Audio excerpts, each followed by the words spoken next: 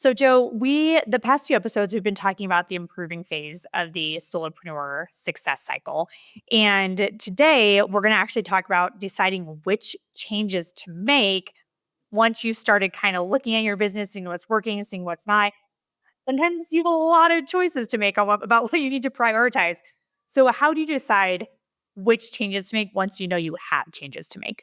Yeah, it's you probably are going to have more changes than you're going to want to try to make at your business at one time because when you're making these kinds of changes, you're not doing work, and that usually impacts your revenue. So carving out some time to do this kind of stuff is the kind of thing where you want to be very strategic about it because you only want to do the things that are really worth doing and worth losing that productivity time for. So we came up with something called the priority framework, and the priority framework, the priority stands for something, and this is a time-honored tradition, right, of creating acronyms around things. So, and I, full disclosure, I'm not good at this, so I use ChatGPT to come up with the acronyms, so there. So anyway, let's walk through priority. So it starts with P for peril. And we mentioned this in the last episode. If it's critical to survival, don't wait. If there's something that's going to destroy your business, just get on it now and forget about all the other changes. So those go to the top of the list, right? Resources, right? Do you have the money, the time, and the energy to do this now? Because if you don't, you're going to start it and not finish it, or just waste time. So if it's something that's too big to take on right now, you're going to want to put it on a kind of a someday maybe list, we call it. Just put it on a list for later. It may, maybe it's going to not be important anymore. You don't know how those things are going to go. Then the I is for implementation. And the idea is, do you have the skills and the tools to make it happen? Or if you don't, can you outsource it to someone that can? Is there someone that can do it? Can you afford to pay them? These kinds of questions. A change is only good if you can actually make it happen. So if you don't have the skills, then that's another non-starter if you can't get somebody to help you. Opportunity. What will this move forward, right? What's it going to do for the business?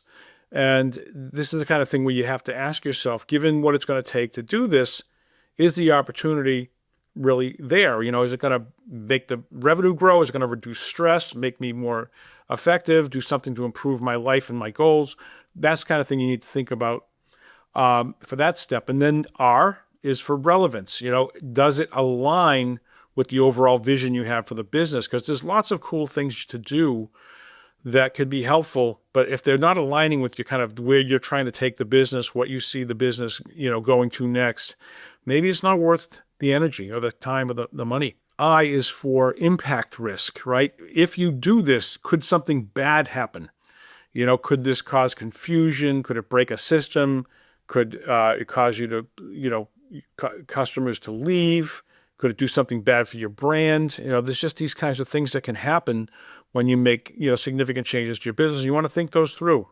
The T is for threats of execution. When you're executing this, right, could something go wrong while making the change that you would then want to reverse back? Is it reversible? So if you're going in and making major changes to your email marketing system, and maybe you're changing email marketing systems, and it just doesn't work the way you wanted it to, or something's really wrong, can you go back? Do you want to keep that old email marketing system in place until you're convinced the new one works, etc.?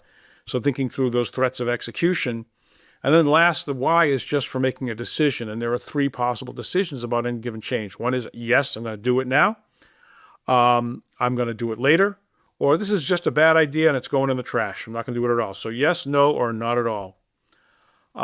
And that is the kind of thing that will let you pare down your list. So this is only the first step of paring down, right? You're gonna pare that down, and once you're done with that, then you're gonna look at these and say, okay, now I've got this pared down list that I'm gonna try to take on now.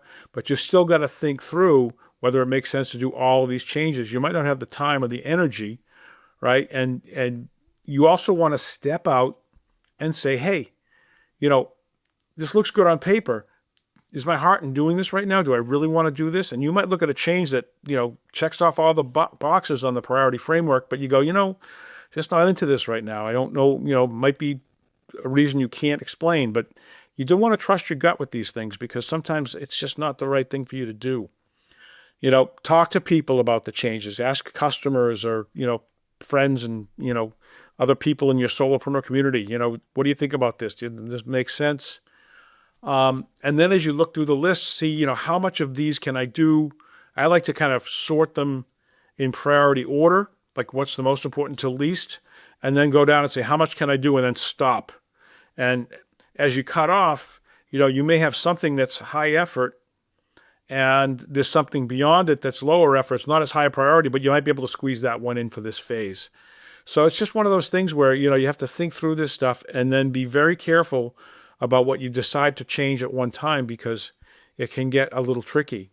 And lastly, as you're doing this, think through what the order that might make the most sense to do because there may be some systems dependent.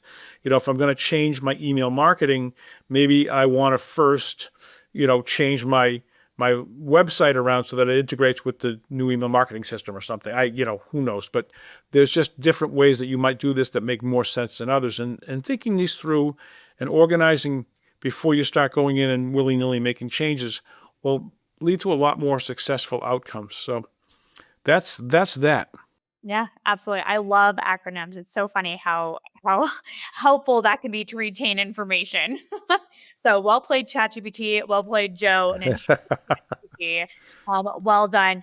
Well, Joe, before we end the episode, we said in a previous episode that we were going to start thanking people for their 5-star reviews and giving them shout outs. And so, Cindy O'Brien, thank you so much for your recent 5-star review. You said, our show is a must listen for any solo business owner navigating the messy middle of building something meaningful. I always walk away with at least one thing I can apply right away. That means the world to us. Listeners, if you want us to give you a shout out, there you go. Don't forget to leave that 5-star review. And for everybody else, please subscribe to our show on your favorite podcast platform, including YouTube, and share this episode with a friend. And we'll see you next time on the Aspiring Solopreneur.